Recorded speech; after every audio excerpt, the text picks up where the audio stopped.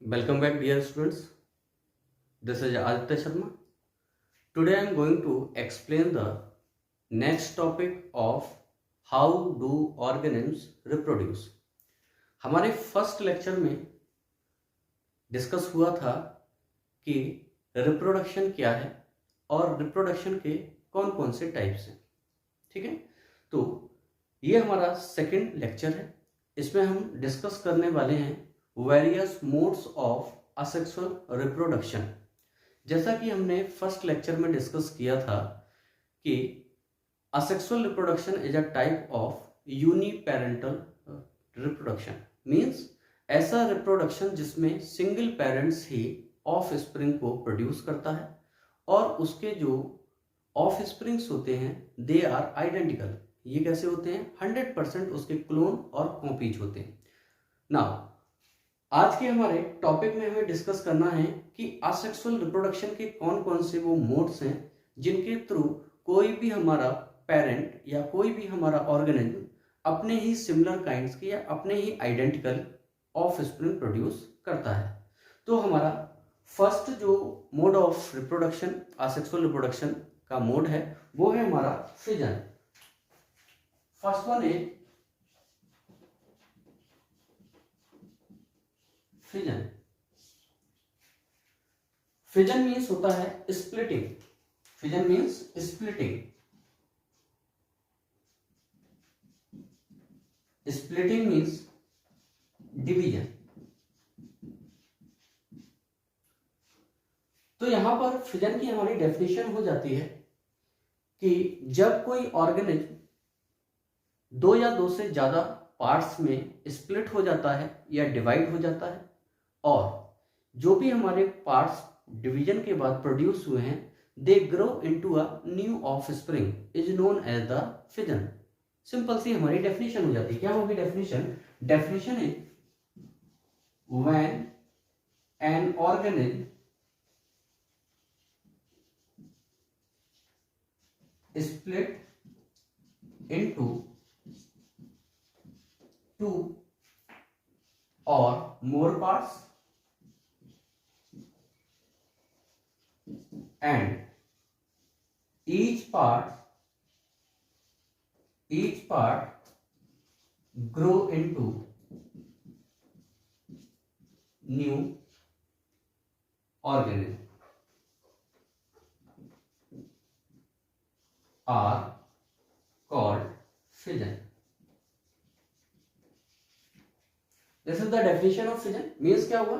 जब भी कोई ऑर्गेनिज्म एक हमारा पेरेंट ऑर्गेनिज्म है टू और मोर पार्ट्स में स्प्लिट या डिवाइड हो जाता है और जो डिवीजन के बाद बने हुए पार्ट्स हैं वो ग्रोथ करने के बाद न्यू ऑर्गेनिज्म या न्यू ऑफ स्प्रिंग में प्रोड्यूस हो जाते हैं आपके डेवलप हो जाते हैं.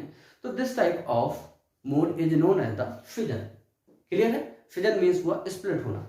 अब यहां पर आप देख रहे हैं बेटा दो कंडीशन हो सकती हैं. जैसे अगर कोई ऑर्गेनिज्म या तो टू पार्ट्स में डिवाइड होगा या टू से ज्यादा पार्ट्स में डिवाइड होगा. तो यहां पर इस बेस पर या डिवीजन के इस बेस पर fission is of two type. Fission हमारा टू टाइप का हो जाता है. It is of two types. ये भी हमारा टू टाइप्स का हो जाता है. अगर कोई parent body divide into a two parts, अगर ये टू पार्ट्स में डिवाइड हो रही है that mean this type of mode of reproduction is known as the binary fission. Binary fission. Bi that represent the bi means two. तो जब कोई parent body two parts में डिवाइड हो रही है तो this type of asexual mode of reproduction known as the binary fission. लेकिन अगर कोई ऑर्गेनिज्म टू से ज्यादा पार्ट्स में डिवाइड हो रहा है this type of fission is known as the multiple fission. तो अगर हम फिजन का मोड देख रहे हैं तो उस बेस पर भी हमारे फिजन टू टाइप्स के हो जाते हैं. एक या तो दो पार्ट में डिवाइड होगा या दो से ज्यादा पार्ट्स में डिवाइड होगा. तो first one is the binary fission. Binary fission अगर हम एक्सप्लेन करते हैं तो सिंपल सी हमारी डेफिनेशन हो जाती है binary fission. The definition is when a binary fission, क्या हो जाएगी definition, when a parent or an organism divide or split into two parts, when an organism split into two parts and each part grow into two organisms. Clear हो जाता है बेटा। तो अगर कोई पेरेंट बॉडी दो पार्ट में divide या स्प्लिट हो रही है और दोनों ही पार्ट हमारे क्या हो रहे हैं, ग्रोथ करते हैं, और ग्रोथ करने के बाद न्यू ऑफस्प्रिंग या न्यू ऑर्गेनिज्म में डेवलप हो जाते हैं, this process is known as the binary fission. अगर हम फिजन का कंसेप्ट देखें तो यहां पर फिजन किसी भी ऑर्गेनिज्म में अगर हो रहा है तो यहां पर फिजन की प्रोसेस में टू हमारे स्टेप्स इन्वॉल्व होते हैं। टू स्टेप्स, ये इंपॉर्टेंट आपका पॉइंट है, two steps are involve in fission. First one is nuclear division.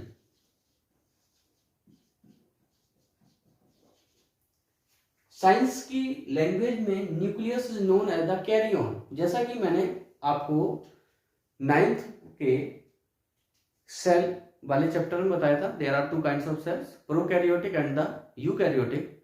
तो यहां पर प्रो और यू ये हमारे बेस्ड हैं कैरियन पर। जैसे prokaryotic, pro and karyon, karyon means होता है बेटा न्यूक्लियस।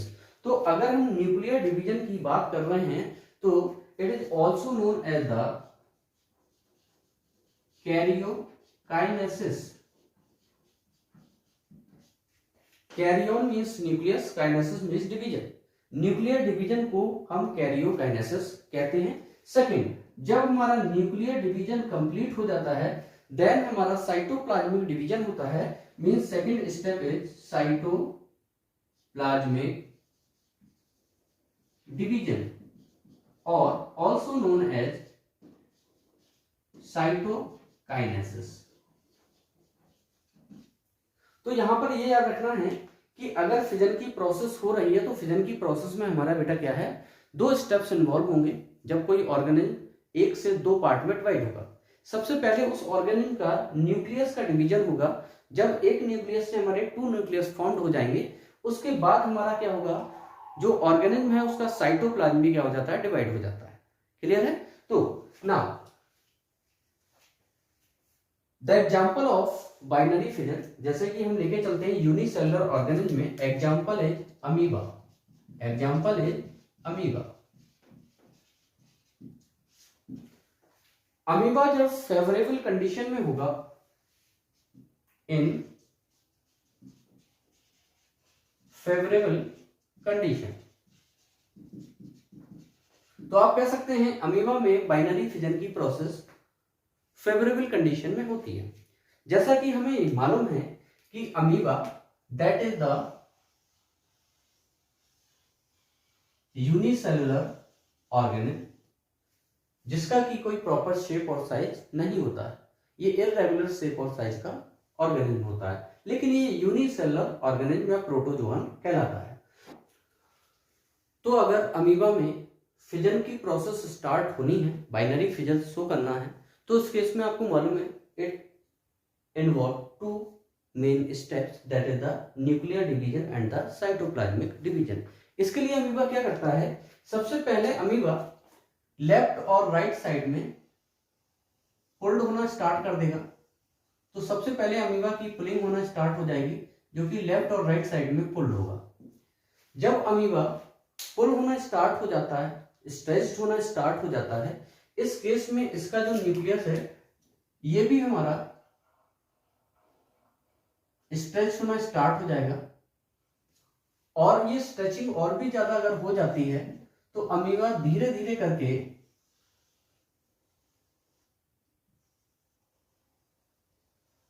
स्ट्रेच होता जाएगा और न्यूक्लियस हमारा दो पार्ट्स में डिवाइड हो जाता है।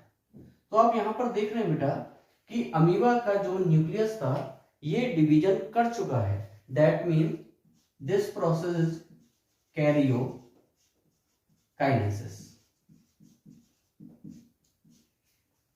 नाउ कैरियोकाइनेसिस होने के बाद अभी भी ये पुलिंग की प्रोसेस क्या है, चलती रहती है और धीरे धीरे अमीबा और भी ज्यादा खिंचने लगता है। इसके बाद अमीबा सेंटर वाले पोर्शन से, जहां से इसमें क्या हो रहा था, पुलिंग हो रही थी, वहां से ये टू पार्ट्स में डिवाइड हो जाता है।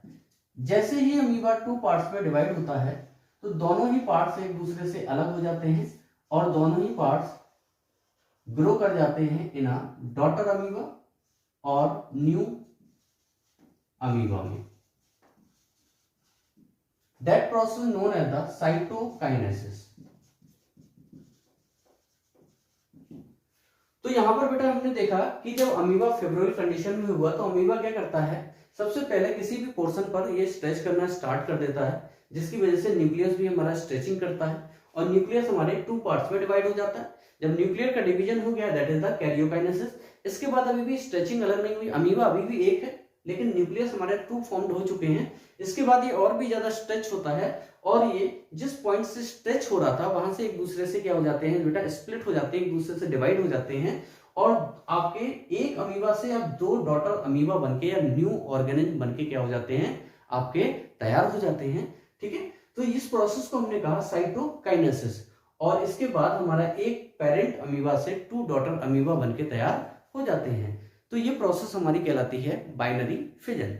इसके साथ साथ हमारा एक और यूनिसेलुलर ऑर्गेनिज्म है जिसका एग्जांपल हम लेके चल सकते हैं, दैट इज द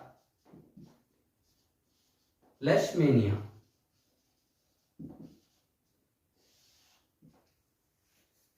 लेशमेनिया का अगर हम एग्जांपल लेके चलते हैं तो that is the another example of the binary fission. अगर हम इसके स्ट्रक्चर को देखें तो इसका स्ट्रक्चर कुछ इस टाइप का होता है। आगे वाले पोर्शन पर एक फ्लैजिला प्रेजेंट होता है, सेंटर में एक न्यूक्लियस भी प्रेजेंट होता है। तो that is also a unicellular organism. अब अगर इसमें हमें डिवीजन की प्रोसेस करना है तो डिवीजन की प्रोसेस इसके एंटीरियर पोर्शन से नहीं हो सकती है क्योंकि यहां पर हमारा फ्लैजिला प्रेजेंट होता है।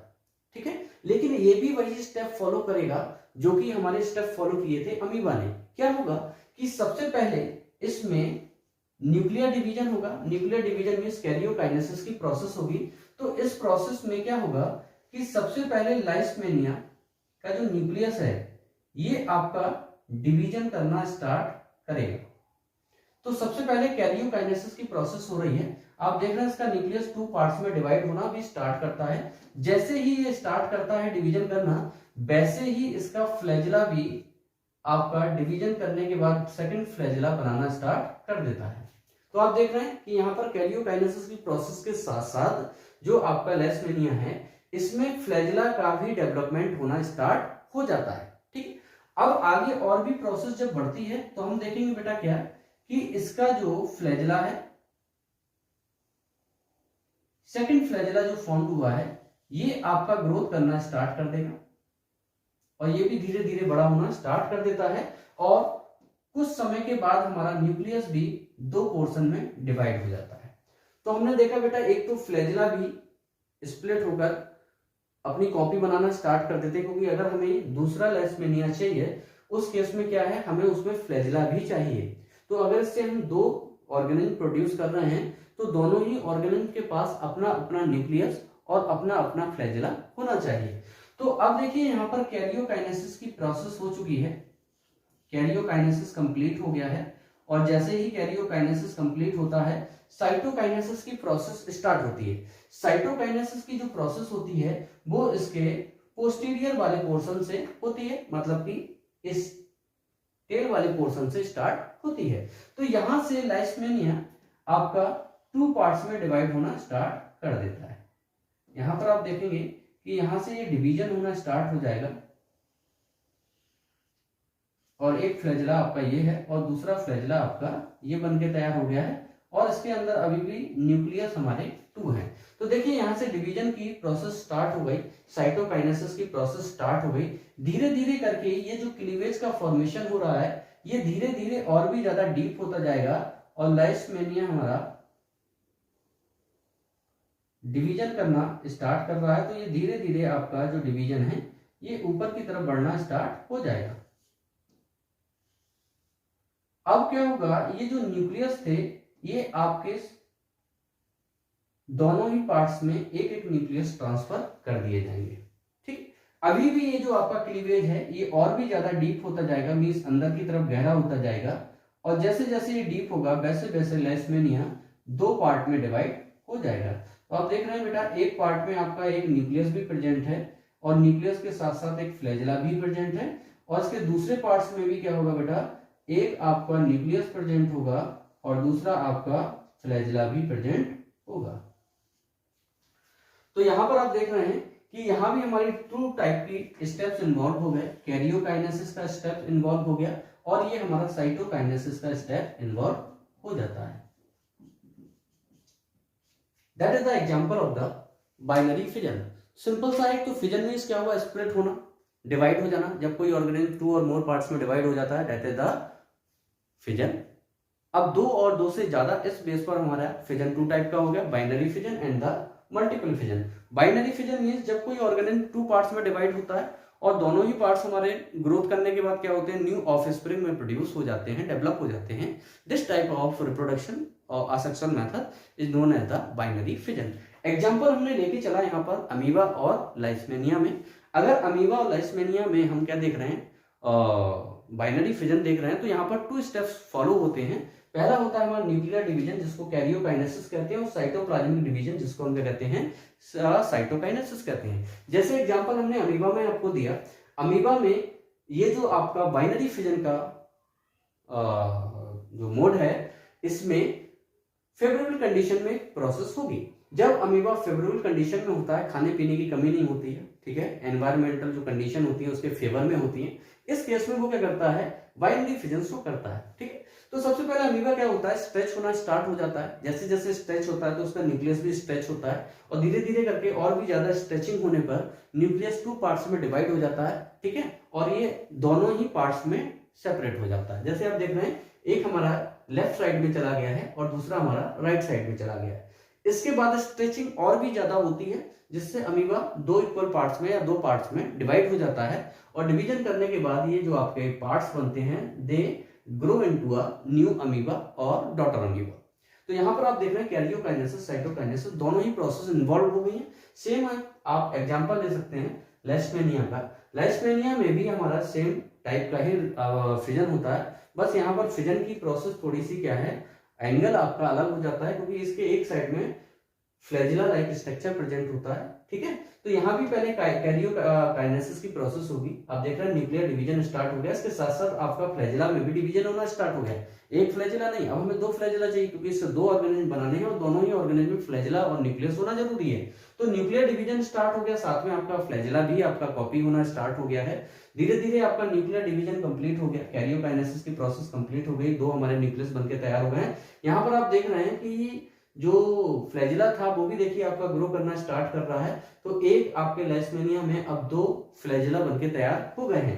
जैसे ही फ्लैजिला हमारे कंप्लीट हो जाते हैं, न्यूक्लियर डिवीजन कंप्लीट हो जाता है, नेक्स्ट स्टेप साइटोकाइनेसिस स्टार्ट हो गया जो कि इसके पोस्टीरियर वाले सरफेस से स्टार्ट होगा और ये क्लीवेज धीरे धीरे अंदर की तरफ गहरा होता जाता है और ये डीपेस्ट होने के साथ साथ आपके सबसे पहले दोनों ही न्यूक्लियस आपके सिंगल सिंगल पार्ट्स में सेपरेट हो जाते हैं। इसके बाद ये डिवीजन और भी ज्यादा क्या होगा, आपका डीप होगा, जिससे आपका लाइसमेनिया 2 पार्ट्स में डिवाइड हो जाता है। आप देख रहे हैं दोनों ही पार्ट में एक फ्लैजिला और एक न्यूक्लियस प्रेजेंट है। तो इस प्रोसेस को हम क्या कहते हैं बेटा, बाइनरी फिजन कहते हैं। क्लियर है बेटा? चलिए अब हम नेक्स्ट स्टेप देखते हैं। Now the second type of fission is multiple fission. Second part is multiple fission. अब अगर मल्टीपल फिजन की बात करते हैं तो means splitting into a more than 2 parts. अगर दो पार्ट से ज्यादा पार्टों में कोई ऑर्गेनिज्म की बॉडी स्प्लिट होती है तो this type of fission is known as the multiple fission. Means क्या होगा, definition is when an organism split into many parts and each part grow into new organism is called multiple fission. तो हमारी definition हो गई कि जब कोई organism to से ज्यादा पार्ट्स में स्प्लिट होता है, डिवाइड होता है और सभी पार्ट हमारे न्यू ऑर्गेनिज्म या ऑफ स्प्रिंग में ग्रो हो जाते हैं, तो this type of fission is known as the multiple fission. यहां भी हम एग्जांपल लेके चलते हैं अमीबा का। अगर इसका एग्जांपल देखें तो अमीबा इसका क्या है बेटा, एग्जांपल हो जाता है। लेकिन यहां कंडीशन थी, देखिए बाइनरी फिजन का एग्जांपल में भी हमने अमीबा को ही एक्सप्लेन किया था और यहां पर हमारा मल्टीपल फिजन है तो यहां भी हम क्या कर रहे हैं, अमीबा को ही एक्सप्लेन कर रहे हैं, लेकिन थोड़ा सा वेरिएशन है। अमीबा में binary fission that is the fission process in favourable condition, ठीक है। लेकिन अगर हम मल्टीपल फिजन देखना चाहें तो it occur in unfavourable condition. तो अमीबा में मल्टीपल फिजन की जो प्रोसेस होती है ये हमारी अनफेवरेबल कंडीशन में होती है, क्योंकि अमीबा को नहीं मालूम कि आगे का जो कंडीशन है वो कितनी ज्यादा फेवरेबल होगी, उसके सरवाइव करने के चांस कितने ज्यादा हो सकते हैं, कितने कम हो सकते हैं। तो वो नेक्स्ट कंडीशन के लिए तैयार होने के लिए अपनी मल्टीपल कॉपीज बनाता है कि अगर फेवरेबल कंडीशन नहीं भी आती है उस केस में उनकी इतनी सारी कॉपी में से कोई ना कोई एक कॉपी तो बची रहेगी। मींस उसका जो एक आइडेंटिटी है वो तो मेंटेन रहेगी। इसलिए पॉसिबिलिटी को, सर्वाइवल पॉसिबिलिटी को बढ़ाने के लिए अमीबा क्या करता है, इस केस में अनफेवरेबल कंडीशन में अपनी मल्टीपल कॉपीज बनाता है कि इनमें से कोई ना कोई सर्वाइव आगे जाके करेगी। तो एग्जाम्पल हमने लिया हुआ है बेटा अमीबा का, लेकिन कंडीशन हमारी अनफेवरेबल है। देखिए इस कंडीशन में क्या होगा, जैसा कि अभी हमने कहा कि amoeba is a irregular sized unicellular organism. ये हमारा अमीबा है और इसके ये जो प्रोजेक्शंस होते हैं these are known as the pseudopodia. इनको बेटा हम सीडोपोडिया कहते हैं। फॉल्स, सीडो मीन्स होता है फॉल्स, पोडिया मीन्स होता है फीट, ठीक है ना। इसके जो फीट हैं या इसके जो पैर होते हैं ये फॉल्स होते हैं, झूठे होते हैं। ये बनते हैं और गायब हो जाते हैं, मीन्स अपीयर्ड होते हैं, डिसअपीयर्ड होते हैं, अपीयर्ड होते हैं, डिसअपीयर्ड होते हैं। ये कोई हमारे परमानेंट स्ट्रक्चर नहीं होते हैं, इसलिए इनका नाम रख दिया हमने सीडोपोडिया। तो सबसे पहले अनफेवरेबल कंडीशन में आते ही अमीबा क्या करता है, इन सीडोपोडिया को डिसअपीयर्ड करके राउंड शेप्ड हो जाता है। तो अमीबा ने क्या किया, अपने सीडोपोडिया को डिसअपीयर्ड किया और ये कैसा हो गया बेटा, राउंड शेप्ड हो गया। देख रहे हैं अमीबा बिल्कुल राउंड स्फेरिकल हो चुका है, ठीक है ना। जैसे ही ये राउंड होता है वैसे ही अपनी एक्सटर्नल मेम्ब्रेन के थ्रू एक आपके म्यूकस का सिक्रेशन करता है, जो म्यूकस इसके चारों तरफ डिपॉजिट होने लगती है, कलेक्ट होने लगती है। कलेक्ट होने के बाद ये जो आपका म्यूकस या प्रोटेक्टिव आपका लिक्विड है ये ड्राई होने के बाद इसके चारों तरफ ट्रिपल लेयर्ड प्रोटेक्टिव वॉल का फॉर्मेशन करता है। तो आप देख रहे हैं कि सबसे पहले अमीबा क्या हुआ बेटा, सबसे पहले अमीबा सीडोपोडिया को डिसअपीयर्ड करके स्फेरिकल हो गया, राउंड शेप्ड हो गया। राउंड होने के बाद इसने अपनी एक्सटर्नल मेम्ब्रेन से एक प्रोटेक्टिव लेयर का फॉर्मेशन किया। कैसे किया कि इसकी जो एक्सटर्नल लेयर है इससे एक लिक्विड का सिक्रेशन होता है, एक म्यूकस का सिक्रेशन होता है जो इसके चारों तरफ कलेक्ट हो जाती है। कलेक्ट होने के बाद जब ये ड्राई होती है तो इस केस में इस अमीबा के चारों तरफ एक प्रोटेक्टिव वॉल, एक प्रोटेक्टिव लेयर का 3 लेयर्ड वॉल का फॉर्मेशन हो जाता है। और ये जो आपकी प्रोटेक्टिव लेयर है that is known as the cyst. इसको हम बेटा सिस्ट कहते हैं। अब टेम्परेचर कितना भी हाई हो जाए, अमीबा इस प्रोटेक्टिव लेयर या सिस्ट के अंदर प्रोटेक्ट रहता है, उस पर इस हाई टेम्परेचर का कोई भी इफेक्ट नहीं होता है। तो सबसे पहले अमीबा ने अनफेवरेबल कंडीशन में आने के बाद अपना प्रोटेक्शन किया ताकि इसके ऊपर टेम्परेचर का कोई इफेक्ट ना हो। अब क्या होता है, अमीबा का जो न्यूक्लियस है, इस न्यूक्लियस में मल्टीपल डिवीजन होते हैं, कई बार डिवीजन होते हैं, जिसकी वजह से न्यूक्लियस लगातार डिवीजन करता रहता है। ये न्यूक्लियस हमारा लगातार डिवीजन करता है और कई सारे डॉटर न्यूक्लियाई का फॉर्मेशन करता है। तो याद रखना है बेटा, जब एक आपका न्यूक्लियस होता है तो उसको हम न्यूक्लियस कहते हैं। जब एक से ज्यादा न्यूक्लियस प्लूरल फॉर्म में आता है तो इनको कहते हैं बेटा हम न्यूक्लियाई। तो न्यूक्लियस आपका सिंगुलर फॉर्म है और न्यूक्लियाई आपका क्या है, प्लूरल फॉर्म है। तो देखिए यहाँ पर कई सारे आपके न्यूक्लियाई बनके चले गए, ठीक है ना। तो इनको हमने कहा बेटा डॉटर न्यूक्लियाई। तो आप देख रहे हैं कि अमीबा ने बेटा सबसे पहले क्या किया, कैरियोकाइनेसिस की यहाँ भी स्टेप को फॉलो किया है, ठीक है ना। तो ये आपकी प्रोटेक्टिव लेयर है। तो मैं भी इसको ऐसे ही जनरली बना देता हूं, आप इसको बना लीजिएगा अच्छी तरह। तो ये आपकी सिस्ट है। सिस्ट के चारों तरफ आप देख रहे हैं अंदर की तरफ अमीबा ने कई सारे अपने क्या बना लिए हैं, न्यूक्लियर डिवीजन करने के बाद मल्टीपल न्यूक्लियर डिवीजन किए और कई सारी कॉपी बना के तैयार कर दी। मींस बहुत सारे इसने अपने अंदर क्या बना लिए हैं, न्यूक्लियस बना लिए हैं, जिनको हमने डॉटर न्यूक्लियाई कहा। नेक्स्ट स्टेप क्या होगा, अब ये जो आपके डॉटर न्यूक्लियाई बनके तैयार हो गए हैं, इन डॉटर न्यूक्लियाई के चारों तरफ थोड़ा थोड़ा इसका जो प्रोटोप्लाज्म है, अमीबा के अंदर जो प्रोटोप्लाज्म है, ये हर न्यूक्लियस या आपके ईच न्यूक्लियस के सराउंडिंग क्या होने लगता है, कलेक्ट होने लगता है। तो देखिए बेटा, ये हमारे एक तो न्यूक्लियस थे छोटे छोटे, ये डॉटर न्यूक्लियाई है। हमने कई सारे न्यूक्लियाई बना दिए हैं, ये हमारे न्यूक्लियाई बनके तैयार हो गए।